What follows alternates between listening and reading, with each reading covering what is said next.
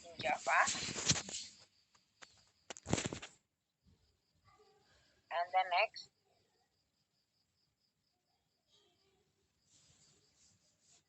now we come up with the vehicle electronic vehicle for the solution.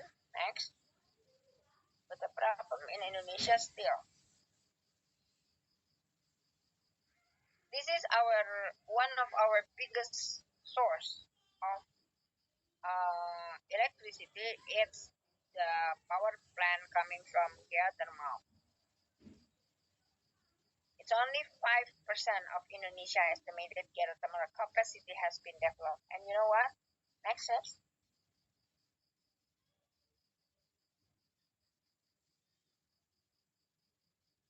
And before we go to the blue carbon board, I want you to know that from the scientific research done by the people develop solar panel, electricity from solar, they say that 1 hour, if all the earth,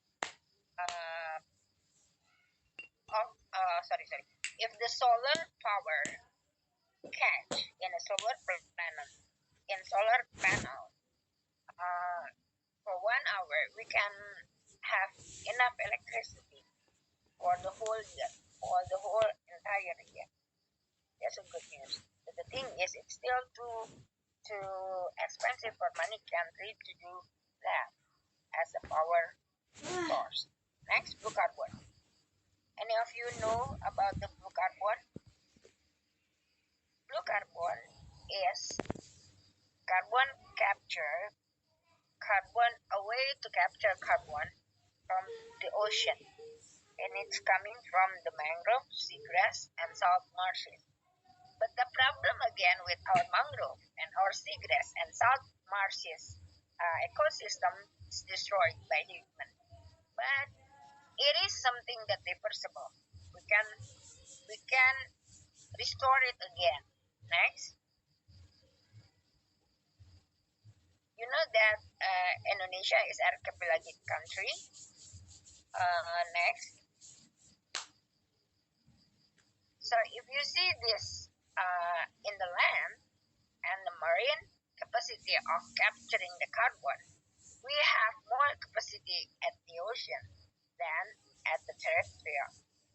So if you work on the blue carbon, it could be the solution for Indonesia.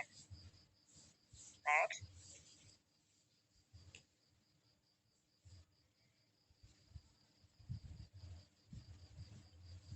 This is one of human biggest sin. Next. Until we have. Okay, stop. All of you in Indonesia or in all over the globe usually plant our food in a place where there was forest. There was forest in the mountain.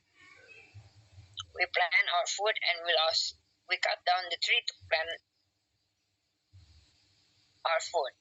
And the other problem is when industrial farming come, we're not only cutting down our forest, we also ruin our soil using the chemical fertilizer. Because of that, the biodiversity all over the globe were damaged because of the food system. When the forest died, the next problem was water scarcity. If we're not changing, soon enough the water quality and the water quantity will not be sufficient for all of us. And beside of that, if you see the river in Indonesia, there is an Indonesian Sundanese teaching that says that actually the good country or the good nation can be measured by the way their people treating the water. Actually, the earth is protected by the mountain. You know that if the earth is not protected by the mountain, there will be more earthquake, and that would be very destructive. So the earth was protected by the mountain, and then the mountain are protected by the forest, and the mountain are protected by the rivers, and the rivers are protected by the forest, and the forest should be protected by mankind. And what do humanity do? What did the humanity do to the forest, to everything? We destroyed it, right? We cut down the tree, we changed the mountain into mining and many things. So what happened now is we lost our social economic equity. But this problem can be resolved if we can do what's so-called regenerative farming. In Indonesia, if you go back to the indigenous wisdom, you know that the local food system already teach us to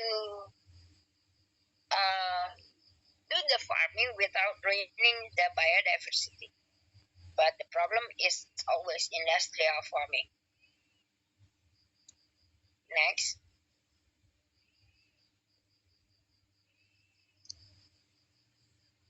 Will we change? That's another rhetorical question. Like it or not, if we still want to live on Earth, well, guys, we always see the jargon or the slogan, save the planet.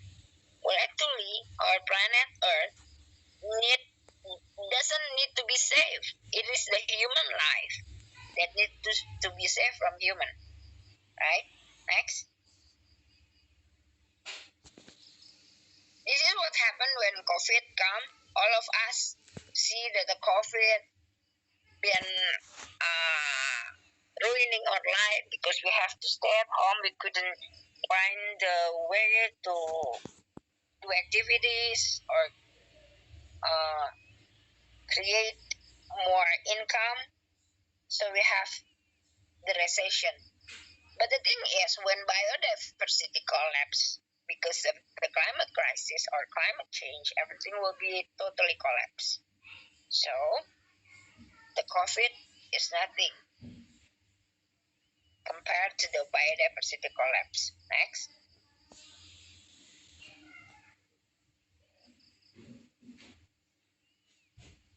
If you see this picture, it comes from the UNFCCC 2012, if I'm not mistaken. And this is the problem, the multi-layered, multi-dimensional, stakeholders problem coming from the climate crisis.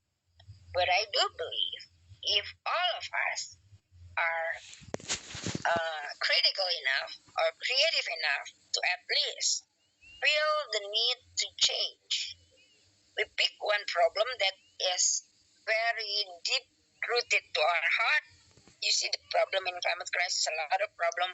So you pick one problem, each of us take responsibility of finding solution for something that is like hitting our heart bad.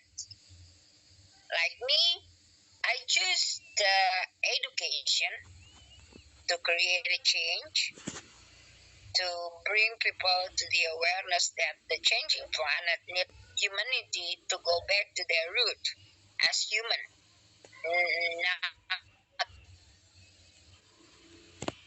living like in the matrix or living with being a consumptive or living by the capitalist mindset, things like that. So the next slide, please. By the way, if you have a question, please write your question directly in the chat box before my.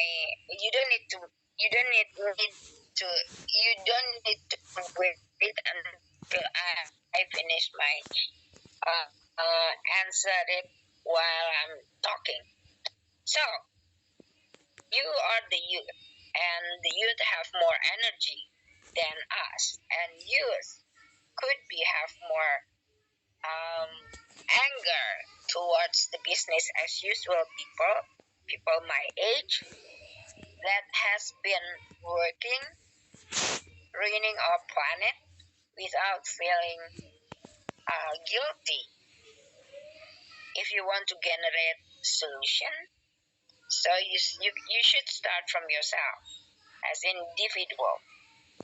What kind of change do you think you can create as one individual? What kind of anxiousness that comes into your spirit there as a result of the crisis? If you could change something, then if you could change something, then you can light up your surrounding and create collaborative change. And if you start to organize your change, you can help as a university student. You probably can bring them together, the business people and the government. Next. This is the solution that we need. Some of us will like to do the mitigation side of the problem, of the solution, but some other might want to be in adaptation to the crisis, like working with the disaster risk reduction management, working with a way to do the planting of our crops that is not ruining the forest or things like that. While the mitigation, you try to reduce the emission by changing the source of the power in on earth, on around you, on your house, things like that. Next.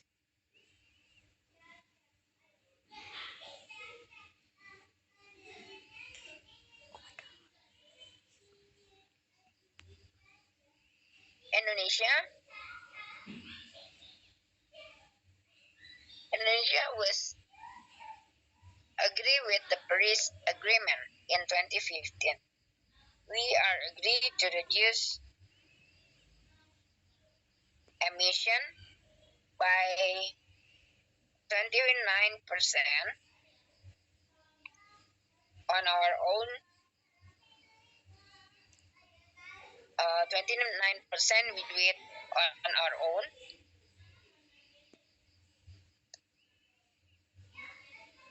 As any of you, and 41% with help. This is the first NDC. NDC is, you can Google it, National Determined Contribution of Emission Reduction.